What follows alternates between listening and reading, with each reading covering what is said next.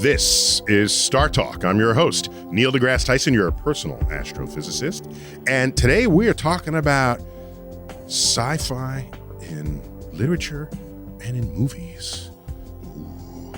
I got with me my co-host, Chuck Nice. Chuck. Hey, Neil. So, Chuck, we have between us Jason Ellis, who's an assistant professor of English at New York City College of Technology, City Tech, we call it. Wow. And you teach a course on science fiction. That's right. They didn't do that when I was in school. There were no courses on science We were fiction learning when I was all these folks. They were all dead and talking about a time in a way with no way understood. Yeah, they were like, no, it's about real science. Okay, you don't even know real science. You have to know that before you can. Do you have to know real science before you write science fiction? We're getting there, Chuck. Oh, I had a whole show, Chuck. We let it happen organically, Chuck. Okay. So we're talking about this relationship, and we're featuring my interview with Gale Anne Hurd. Ooh. Gale Anne Hurd, I'm a credit watcher at the end of shows. Okay. I don't know if you are. It's hard You're on one TV. of those people. It's on TV. It's hard because they roll the credits. But in the movies, I'm there. I'm the last one out, and they're asking me get the hell out. Okay. Let me tell you something. People who make films love you because that is the ultimate sign of respect. And as you to know, sit and read the credits at the end of a film. Right on down to who supplied the food. Right. The food truck. Exactly. Yeah. Craft services by, Reggie. Reggie and Son. Right. So you teach us a course on science fiction. And as I understand this, you curate their science fiction library. That's right. We got a donation of over 600 linear feet of materials, including 4,000 You're measuring magazines. books by feet. Right. If you think of like a standard shelf is 3 feet wide, 600 feet long, that's a lot of books. That's a lot of books, dude. And so you got that. So you're the man for that stash. I help coordinate it with the library, but it's a really tremendous resource that we have now. And a lot of science fiction first appears in magazines, if I remember correctly. Is that correct? That's right. More so in the past than today, but certainly there's a very vibrant publishing industry in science fiction magazines now. Like Astounding Science Fiction's having their 90th anniversary this year. Astounding Science 90th anniversary. Yeah. Wow. Yeah. So Gale Anne Hurd is a producer, and I think her first day on the block was the Terminator. Nice. Good movie to start out on. Yes. Start your career. Right. What a baptism that is. Did the whole trilogy. She's got Armageddon under her belt. Okay. But don't get me started. That movie violates more laws of physics per minute than any other movie that has ever been made. Just FYI. Love it. She did Dante's Peak. So these are films that are different branches of science. Dante's Peak, of course, is Volcanoes. Right. Also did, of course, The Walking Dead for television. Wow. So science fiction, science fantasy. And so when did you first get into science fiction? You're an academic professional at it. So right. I guess I've had a lot of academics, it's something from childhood. Right? It is for me too. My first strong memory I remember is when I was 3 years old watching 3 years old. Nice. I'm in front of when I was 3. It's like probably the only thing I remember from back then, but it was like burned on my brain. Of seeing the Millennium Falcon deftly maneuvering between the asteroids in a trailer for The Empire Strikes Back when it first came out. Right. And it was playing in the drive-in, and my folks saying, no, we're not going to the drive-in to see that. And so it was like this tension of the desire to see this fantastic spectacle on the screen and being told I couldn't. From then on, so you got imprinted. Yes, and it's something that stuck with me throughout the years. Did you ever get to see Star Wars? I did get to see Star Wars. I've seen it hundreds, thousands of times probably. Which medium were you most enchanted by? The film, TV, or? It was primarily film originally, and then television became a part of it later on. And I didn't get into reading science fiction until I was until you learned how to read. Well, I had to learn how to read first, but it happened a little after 3, right? Just a few months, right? But it was strange for me to get into reading science fiction because I originally really enjoyed reading science popularizations, like Einstein's Relativity, Stephen Hawking's A Brief History of Time, Mirror Matter, other books like that. Carl Sagan, his works. And it was one of my friends, Marty Magden, Boy Scouts. So popular nonfiction science. Right. What you're talking about. Right. Yeah. Who worked at the local Barnes & Noble. I was having him order me new books once the library was out of stuff that I could read. And he said, Jason, you ought to try out science fiction. And so he introduced me to Asimov and Bradbury and Clarke, and got me into reading it. There's the Trinity. Yeah. Three of the early grandmasters. Okay, very cool. Very early, cool. Dude. So, of course, I had to know how Gale Anne Hurd got interested in this. And so let's check it out. Mm-hmm.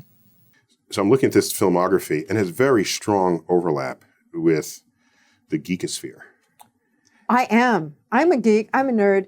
Before there were words to describe it. Were you a girl nerd? My God, yes. Are you kidding? Oh, my gosh. So how early did this manifest? I started reading comic books when I was 6. Okay. And, this is how geeky I am, all right? But I don't think girls did back then. No. I looked at the ads in the back. It was all for guys. No. All the ads were for... I loved them all, and I would admit I was a Marvel girl. Okay. Okay. Guilty as charged. Mm-hmm. And then I graduated into science fiction novels. Both YA, which young adult, YA didn't exist back then. It wasn't its own category, really. No. It was still children's books. And I became so obsessed with it that I actually advised the local library, this is Palm Springs, California, and suggested what books they should acquire in science fiction, fantasy. You were out ahead of the librarians. And then I started writing book reviews, predominantly about science fiction, fantasy. You know, people who read a lot disappoint me if they do not take that wisdom that they've acquired and somehow share it with others. Because you're keeping it all locked up into yourself. And the fact that you're writing reviews, you've satisfied my... Thank you. Thank you. You're okay by me on you. This. That you've obtained some kind of insight into the human condition, into storytelling, and then other people get to know about it. So, I was I was not only passionate, but I was proselytizing for the genre. So, Jason, other than sheer entertainment, is there some other value you can ascribe to reading science fiction? And I ask that because if you read novels, people can be entertained by novels, but at the end of the day, you also gain a little extra insight into the human condition and human emotion and love and hate and war and peace. So there's an extra, and maybe if it's embedded in a history, you learn a little bit about the history of the world. So in sci-fi, what else do you get out of it? I guess one of the things that I like about science fiction is that it combines the STEM fields with the humanities. Science, technology, engineering, math. Yeah. Right, exactly. And so instead of just having a story about science and technology, it looks at how science and technology affects individuals and society. And it's through those means that we get to ethical questions, philosophical questions. Very good. Absolutely, yeah. I think that's one of the things that drew me to science fiction as a kid was my first encounter, I would say, wasn't reading. It was Star Trek. And what I really liked was not the spaceship and not the fact that there were aliens, but the fact that all of mankind worked together. And I thought that was the coolest thing in the world, that all these different people were on this ship and they never ever talked about their differences.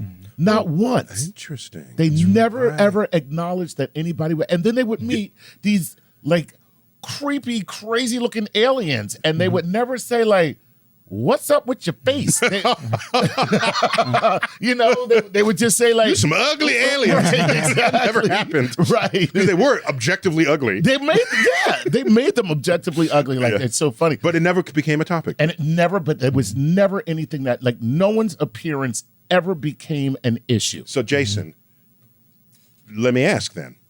Is hold aside the reader, is science fiction a way for the writer to offer social commentary? Oh, certainly. And I think that Gene Roddenberry's Star Trek is an excellent example of this, where not only are you showing how people work together, you have equality amongst the sexes inside the crew, and also you can think about how the first kiss between a white person and an African American on television was in Star Trek, and it was largely not just on the part of Gene Roddenberry wanting that moment to happen, but also the part of William Shatner and Nichelle Nichols, you're wanting it to happen because they would flub the takes when they were told not to actually kiss for the cameras because the producers and the studio was like, we don't want to see that on TV. But Shatner and Nichols, they kept messing up those takes, but always nailed the ones where they were actually kissing because they knew how important that was for people to see that on television. And of course, Bill Shatner really liked kissing Lieutenant Uhura. Well, so the weird thing is, of course, when they did kiss, they got mail from some southern states objecting to this on television. But I don't think they ever got mail when Shatner was kissing the green aliens. Green aliens, not even human. Okay, I can't believe you're kissing an alien. So there's social commentary, but not all authors think about that kind of effect, I presume. Is that correct? I would say so, but even if someone isn't intentionally providing some social commentary, science fiction is extrapolating from the here and now. Whether it's something that's in the far future or an alien world, or even extrapolating to the past, like with steampunk. It's everything based around the authors or the directors, filmmakers, attitudes, beliefs, knowledge, etc.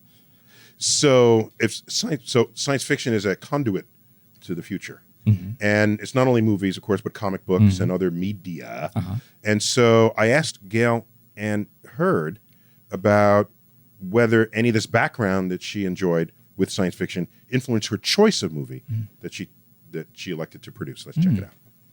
At the risk of stating the obvious, your geek roots in comics, comic book stories, science fiction, they manifest in this filmography. Yes. Strongly. So how are you doing? You know what? What is going on here? I make what I'd like to see. And my newest show is Falling Water for USA Network, which is... Oh, I have yet to see that, but everybody's telling me to see it. It is... Everybody. Fantastic. Everybody. So why weren't you listening to them? Okay. Tonight, I'll dig up some episode. You. Tonight. Thank you. Okay, because I felt bad. I got to know what the pulse is out there. Otherwise, because it is... I mean, if you liked Inception, that was a great amuse-bouche for Falling Water. Because Inception, these are the nested dreams of reality. And we're following Water, we're following 3 different characters who are all seeking something that's missing from their lives. And there's a shared dream among them or something? It turns out that one of the conceits of the show is that we're all dreaming separate tiles of a large mosaic. And certain powerful dreamers can leave their dream and enter yours, or mine, or anyone's, and just think of the power that will have, and how valuable they will become to people who want more control than they already have over the world. So, Jason, can you assess the causes and effects of the chicken egg technology shown or imagined in science fiction? Does it become real? Is something that we do in science that then gets adopted, but they take another step? What is that relationship? I think it's a very complex relationship, one where both feed into each other. It's like a feedback loop that works in both directions. So as science and technology create new innovations, those things get incorporated into the science fiction that we enjoy and the comic books that we enjoy. But at the same time, people come up with new ideas, try to stretch the boundaries of possibility, such as Jerry Pournelle and I forget the other author's name, wrote a book in the 1970s, The Mote in God's Eye, and they imagined the mote in God's eye, in which they imagined personal computers, pocket computers that you would carry around. And 30, 40 years later, then we had that reality. Right. It's funny because Jeff Bezos just did an interview. The head of Amazon. Did an interview where he talked about Alexa being inspired by the way people talk to computers in the sci-fi movies and TV shows that he saw when he was a kid.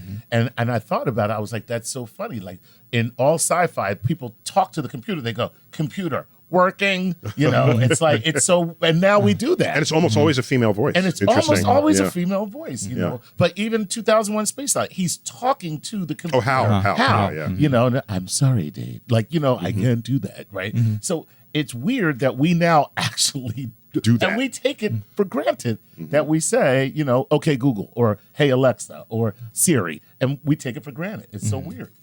But I would say that it's not just that one-way street of science fiction imagining this new possibility and it comes reality, but also that the things that are discovered, the new things that are found in science and technological innovation also feed their way back into science fiction. Because the thing is, like, with really the way like the iPad works, or really the way that Alexa works, the way that we understand it now, wasn't envisioned in science fiction. We can trace it back and see where there might be a little bit of inspiration, but it wasn't the thing itself. Okay, Right.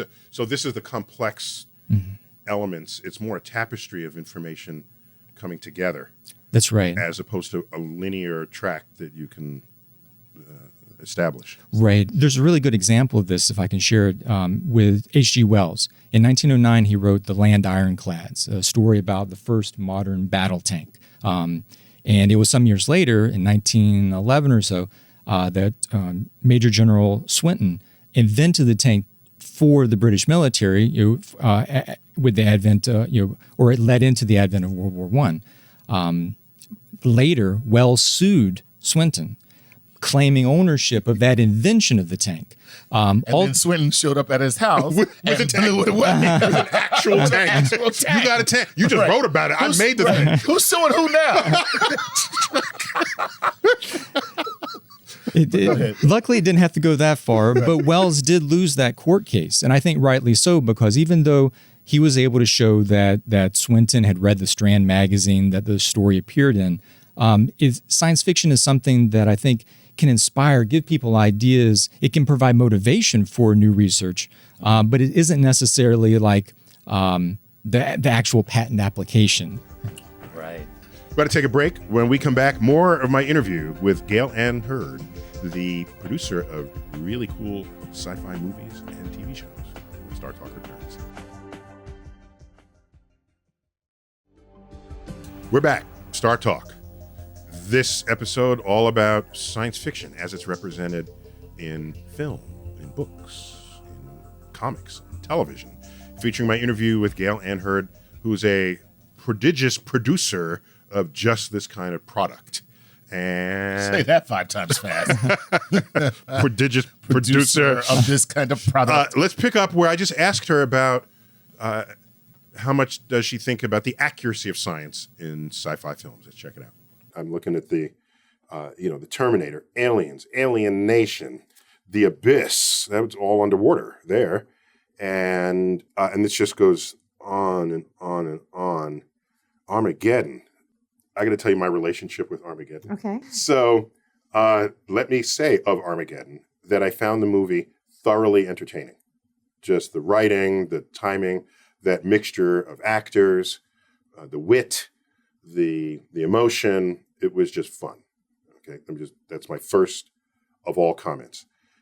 That being said, in my community, Armageddon is one of the films we reference in science class for how many laws of physics are violated. Well, what's really funny is the last thing I was hearing about was if an asteroid was coming, that people have decided that some of the science in Armageddon, which we know was faux science, was actually like not the worst. We were not the worst. The worst, okay. I probably have another one in there. And by the way, we could spend an entire hour on Dante's Peak. I mean, the volcanologists, because this is the thing. So we were like, we have a Cascades volcano. They don't have lava. It's pyroclastic flows, etc. And the pyroclastic flows. So so the studio, which will go unmentioned, said no, volcanoes have lava. It's like there are different kinds of volcanoes. They didn't care. We had a volcanologist named Jack Lockwood who was fantastic, and I kept saying, I kept sending him scripts saying, I'm sorry, I can't get this changed. So we tried to get other things right in terms of the earthquakes and the pyroclastic flow that we did have. Let's bring in a geologist. I've got Janine Krippner on Skype. Janine, welcome to StarTalk. Thank you very much. So you're a volcanologist. So this is Spock. He's a volcanologist. Live long and prosper, Janine. You're a volcanologist with the Smithsonian Global Volcanism Program. That's actually a thing. And also a science communicator and blogger for In the Company of Volcanoes. You haven't melted yet or anything. You're one of these people who walks up to volcanoes and studies them. Yes, I am. But I study the pyroclastic flow side of things. So your expertise is where Dante's Peak got it exactly wrong. No, they got it. Well, the pyroclastic flow was great. Oh, I love that scene. So now just wait. So they were able to include pyroclastic flow with lava, but the lava part was false. The lava part's completely wrong. For that particular volcano. Yes. So briefly, tell us about pyroclastic flow. So pyroclastic flow is basically Chuck knows it. Very fast. Chuck knows it, but for the rest of us. I'm going to go get some coffee now, Janine, because, pyroclastic flow, I mean, that's where I'm a Viking. What do you think it is? She's calling you out. Yeah, exactly. No, Chuck just left for coffee. Yeah. So now go. So tell us about it. It's this really fast, really hot cloud of hot gas and hot volcanic rock. So it's basically a racing cloud of death that goes down a volcano and can destroy everything in its path. So they showed that very, very well in the movie. In fact, that was the scene where I watched it as a 13-year-old girl going, that's what I'm going to study for the rest of my life. Whoa, wow. Talk about inspiration. That is cool. So wait. Just to clarify, listen to what she just said. She said, I saw this rolling cloud of hot death, and I want to study that for the rest of my life. That's what 13-year-old girls do, right? Exactly. Very cool. So how would you generally rate the science in Dante's Peak? Is it one of the best volcano movies? Because, there's the Pompeii has been done 5 or 6 times, since movies could be made. Where would you rank that? I would rank it at the top by a very big margin. Oh, wow. Okay. High praise from Caesar. So in Dante's Peak, what would you say they did best? And what would you say they did worst? The best, I'm a bit biased, but the pyroclastic flow was fantastic. The ash plume was great. The ash spreading out over the town was fantastic. The uncertainty around the eruption as it's leading towards eruption is pretty good. The monitoring that they're using, the different tools like seismicity, measuring the gas is fantastic. Not so great was the volcanic ash. I have a major beef with the volcanic ash. And of course, the lava flow, that's the volcanic elephant in the room. And they did the Laha really great too, that mud flow that wiped out the bridge and killed our fearless leader, unfortunately. And with the outrunning of the pyroclastic flow, so they make it into the mine shaft. It looks like everything's okay. Really, that really hot, scorching gas cloud probably would have got them a bit there in the end. So what was the problem with the ash? You said I had a real problem with the volcanic ash. Why? They have used wet newspaper, so it looks fluffy and really soft. But in reality, volcanic ash is pulverized rock, crystals, and glass. Ooh. So it's really nasty stuff. It can collapse roofs. It can cause breathing issues. You do not want it in your eyes. It's horrible. So ash is just the wrong word. It's a wrong word. Yeah. It's not ash. It's not ash. Yeah. It's volcanic glass. Volcanic pins and needles. Yeah, exactly. Volcanic shards. Shards. That's what it is. It's volcanic shards. Volcanic doomy bits. Yeah. So how about the banter among the science folk in the movie? Because that takes research to get that right. How did they do there? I think they did pretty good, especially the coffee addiction. That's a really important part of being a scientist, probably in many fields. The gung-ho nature of Dr. Harry Dalton is a bit too much. We would always want more data. We wouldn't want to go straight and scare the crap out of the townspeople. That's not what we do. Until you have enough data to do so. Right. Exactly. Yeah, exactly. but don't try to play like you don't want to scare the crap out of the monitoring it. That part's pretty good. Don't play like you don't want to scare the crap out of the townspeople, because that's one of the parts of your job you enjoy most. I haven't got to do it yet, so I'm not sure. I have to come back to you on that one. Okay. So just to repeat, you are certifying Dante's Peak with all of its shortcomings as being the finest scientific, the most representatively accurate volcano movie ever made, head and shoulders above all others. Including Joe and the Volcano. Joe and the volcano. As a doctor in volcanology, yes, I do. Cool. And could the fact that New Zealand has had some unfortunate encounters with earthquakes in recent decades, Christchurch being almost completely destroyed, has that had an influence on your curiosity about the raging Earth? I was actually on my way long before that. I look a lot younger than I really am. Okay. If you say so yourself.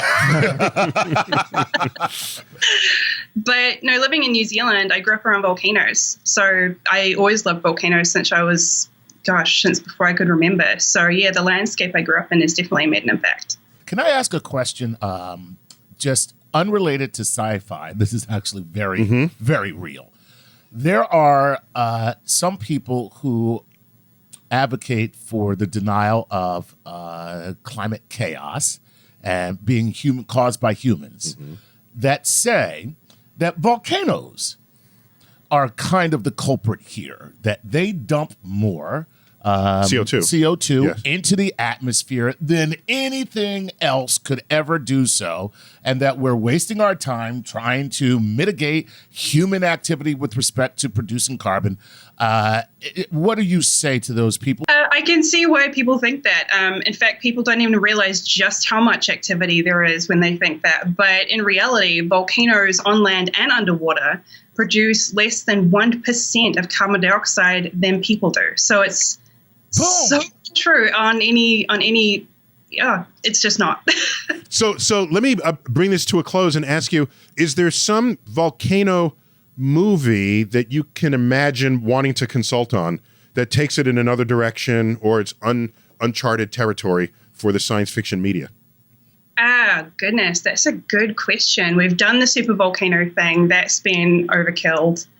How about underwater volcanoes or ice volcanoes, as we have on some of the moons of Jupiter? That'd be a neat one to do. Yeah. Would we be in space, or is this somehow happening on Earth now? Astronauts on a planet that has ice volcanoes. How about that? That's a good. Actually, I will see that movie. Because That's a good movie, dude. Because we think of volcanoes as a place where hot things come out of, right? But it's only a place where there's high pressure, and you can have high pressure on a place that's very cold, right? Where something boils at 100 degrees below zero, right? All right, and so now everything is icy to us, but you have high pressure volcanic circumstances on these other places. Okay, so if we get that to happen, we'll make sure you're on the list for their consultants. Yeah. I would absolutely consult. There need to be more scientists consulted on movies, as I'm sure you will agree. Well, excellent. So thanks for coming on, bringing your expertise to us.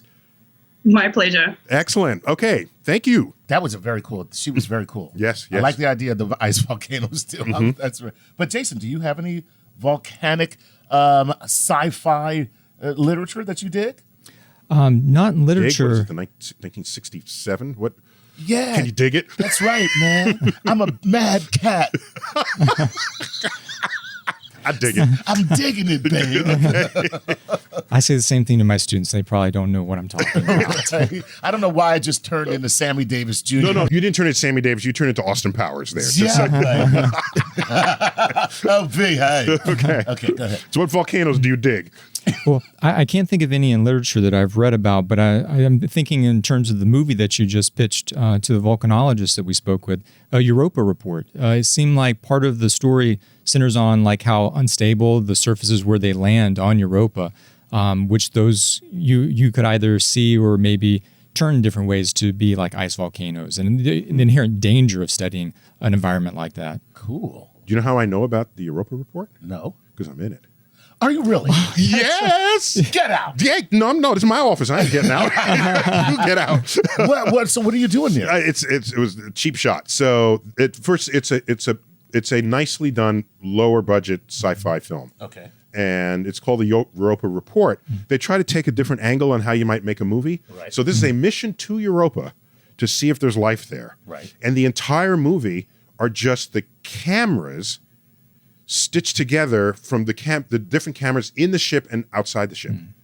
Oh. So throughout the entire movie, say camera 3, camera 6. Someone walks with it, camera 8. And so it is the report of this mission assembled by basically the video cameras positioned around the ship. So that's the premise for it. Okay. And they used a clip of me being interviewed by the news saying, I want to go to Europa because it has an icy surface and an ocean below, and I want to cut a hole and go ice fishing on Europa, see if anything swims up to the camera lens. So they used that clip of me. And they paid me too. That totally paid. I forgot it was like $1,000. I said, yeah, good. It's found money. yeah, there it is. Let me think. Okay, do it. Right. So it was an interesting attempt. And you're right, the surface is very unstable because it's ice sheets floating on water that is being heated, and there are heat sources.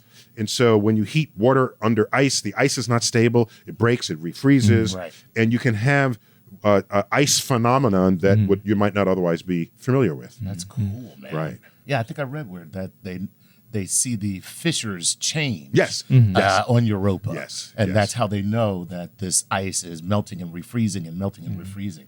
And if you find life on Europa, you know what we'll call it? No. Europeans. Oh, no. We gotta take a break. Oh, God. Help us. Help us, Europe. We're going to take our next break. When we come back, more on StarTalk. We're talking about sci-fi in movies, TV, and literature. Return. We're back. StarTalk. Neil deGrasse Tyson here, your personal astrophysicist. By the way, we are recording this in my office at the Hayden Planetarium of the American Museum of Natural History, right here in New York City. Better known as the Cosmic Crib. The Cosmic Crib. We haven't done some Cosmic Crib lately. Cosmic Crib. Come back to Cosmic Crib. Yeah. Do some episodes. And we got Chuck Nice, of course. That's right. Jason, professor. Got professor of sci-fi. You know, that should not be allowed. That's too fun. Yeah, that is a pretty cool title. You know what I mean? How many kids take your class? Is it one of the more popular classes? It's one of the more popular classes, yeah. Look how he's so casual. Yeah, just happens to be the most popular in all of campus. I've taught at Georgia Tech as well as here at City Tech, and students always want to sign up for it. Very, very cool. Well, we're featuring my interview with Gale Anne Hurd, one of these highly prolific producers of really innovative science fiction material, from the Terminator trilogy right on up through The Walking Dead on television, which went through how many seasons was that up to? Clearly, she's not. It's a shame she hasn't come into her own. She's got to figure out her. She's still figuring life out. Figuring things out. You know, she'll get there. So, so I had to ask her, what was it like to work in two completely different media? Television, where there are multiple stories or you can develop more subtleties within a story over many episodes, and a movie we got to go and get the job done and get out. So I had to understand. Excellent. How does that work? Let's check it out.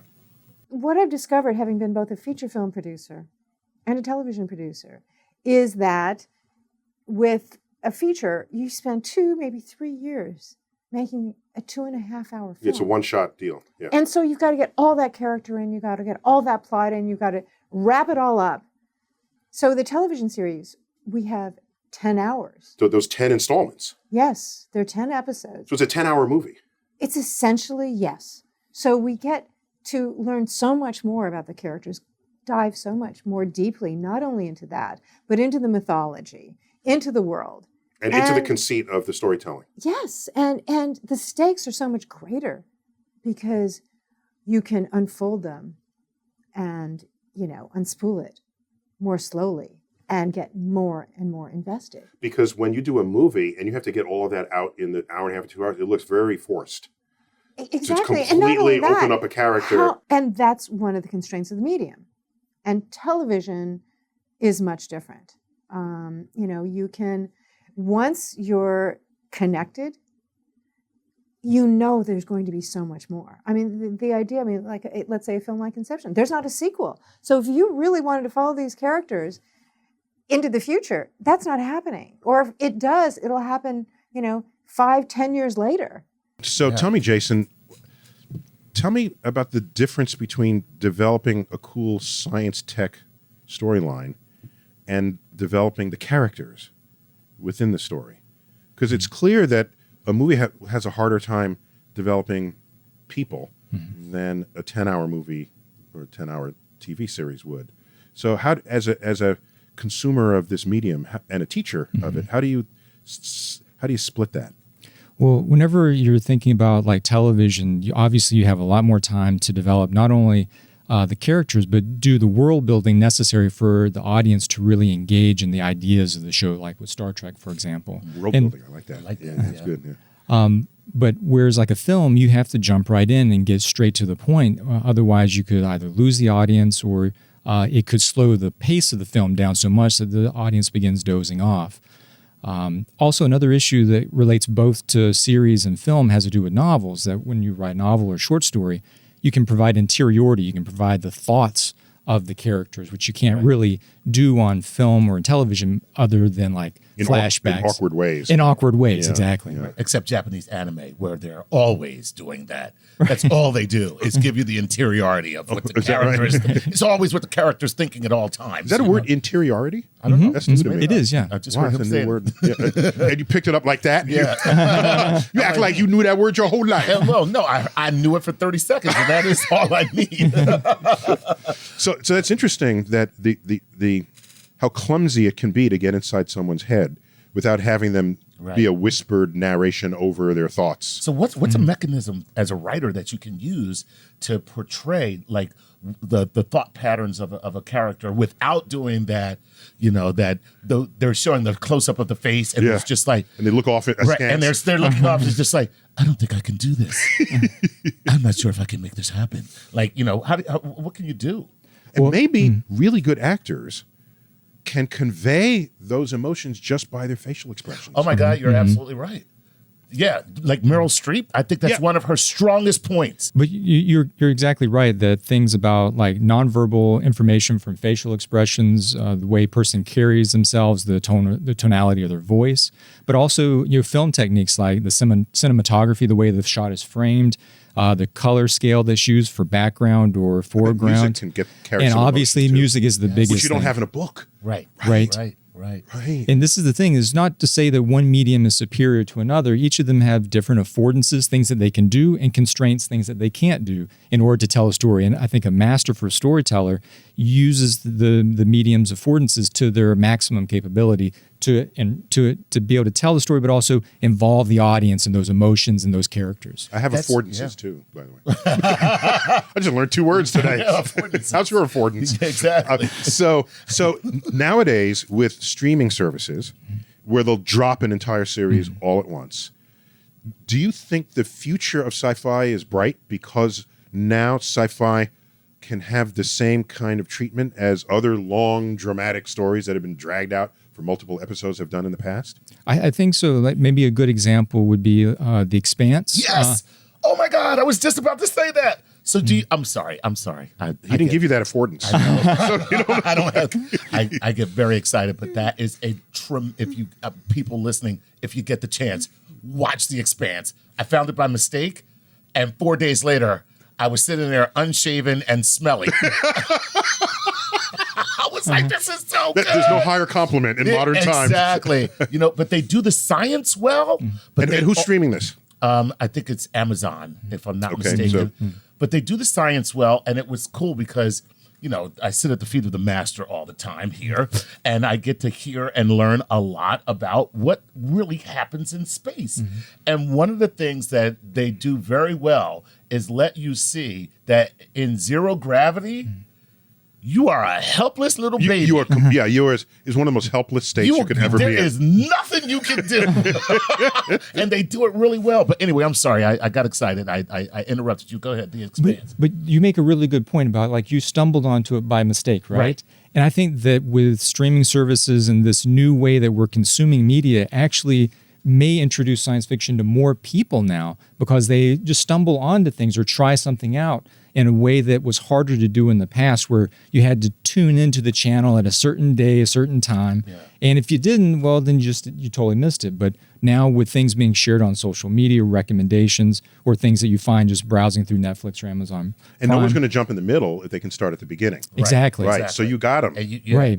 And the cool thing about The Expanse is they take the geopolitical relationships between countries that we have right now, and they expand that to become intersolar relationships between people who are born in the asteroid belt, in the Kuiper belt, people who are born on Mars at 38% gravity, and Earthers who are. And so over this long period of time, human beings have kind of, not really evolved. So if they're born on Earth, are they birthers? That was good. Chuck, that was good. I'm going to give it to you only because I'm a birther. But yeah, and it's very funny because the prejudices that we hold towards one another here on Earth now just becomes different prejudices that we hold towards each other based on which planet or which region of the solar system that you're born in. So, Jason, let me ask you, are there untapped, possibly low-hanging fruit available for the sci-fi author now that we have these new ways of delivering storytelling? I think so, and Netflix has jumped at this, like with the streaming of the series Black Mirror. They take things that we're all very familiar with and just push it a little bit into the future, near future science fiction. So that you can almost touch it, right? But not quite, right? Just almost touch it enough to scare the bejesus out of you, right? Yeah. But it's through this platform of being able to stream a series of movies or just watching one individual episode. I think immerses people in these ideas and gets them thinking about them in a way that science fiction is given to, as opposed to other media where it's more just about a dramatic story. So there's another aspect to this storytelling that I think I briefly discussed with Gale Anne Hurd, and it has to do with not only are you imagining the science, but how much of the science are you getting right and what value that might have to your audience. Let's check it out. I think, and I'd like to get your verification of this, or falsification. I think we live in a time where if you get the science right, there is an entire other following that the movie will pick up in the blogosphere, where people compliment the science that it gets right, and it gets talked about for months beyond the normal marketing period. Like The Martian? Like The Martian. And so I'd like to believe that gone are the days we just make stuff up because you think it looks better, and then you alienate an entire community of people who could have praised you for doing it accurately. And the more we are in this era that I'm thinking we're entering, the more pressure there is on producers, directors to bring in a scientist, and maybe... By the way, we had scientists on each of those films. I don't believe you had a single scientist on Armageddon. We've had multiple scientists you're on lying. Armageddon. No. including futurists from NASA. And in fact, we even shot in the neutral buoyancy in Houston. Yes, that's it. In fact, there's a whole scale model of the Hubble telescope submerged there, so that the astronauts who would be servicing it, it's not perfect zero G, but you get that floaty feel to it. And so, that's good. Good. But I'm saying... Well, I am not arguing with you. I am not arguing with... At least we knew that we were breaking those laws. So, Jason, how do you feel when you see bad science in a film? I don't think it's necessarily always a bad thing, but I would say that it's unfortunate today because obviously audiences are more well-educated, and I think there is a certain expectation that the science is right. Do you agree with me about the blogosphere? There's a whole geek community that cares about real science. Oh, I think that you're absolutely right about that. But I can also say as a warning, like when Sunshine by Danny Boyle was released, I saw it in a theater in Liverpool, England. And after the film was over, I was complaining to all my friends quite vocally about how bad the science was in parts of it, especially about like restarting the sun. And unbeknownst to me... So I didn't see the movie, but they restart. Sounds kind of cool, though. It is kind of cool, except that it's a very small like nuclear package that they use to kickstart things. Kickstart the sun. The sun. I mean, matters of scale here. Exactly. We get a big lighter up there. Wait, my my pilot light went out. Let me out. Yeah, go on. But what unbeknownst to me was that Danny Boyle's family was sitting in the row behind me, and they kind of leaned over and gave me some dirty looks and made me a little uncomfortable. And I thought about it, and it's obviously a tremendous success for someone to be able to make a film, right? To realize their artistic at all, right? But I do think that if you were going to be putting these millions of dollars toward making a film, why not make it a film that has more real science that can teach people as well as entertain them? True. I mean, sometimes it's what's the movie where they basically play around with the tenets of string theory and Matthew McConaughey. Interstellar. Thank you. Yeah, Yes. okay. And so I loved all the questions that they posed in the movie, but then it comes down to love. So I never thought about it till this moment. Maybe Interstellar spent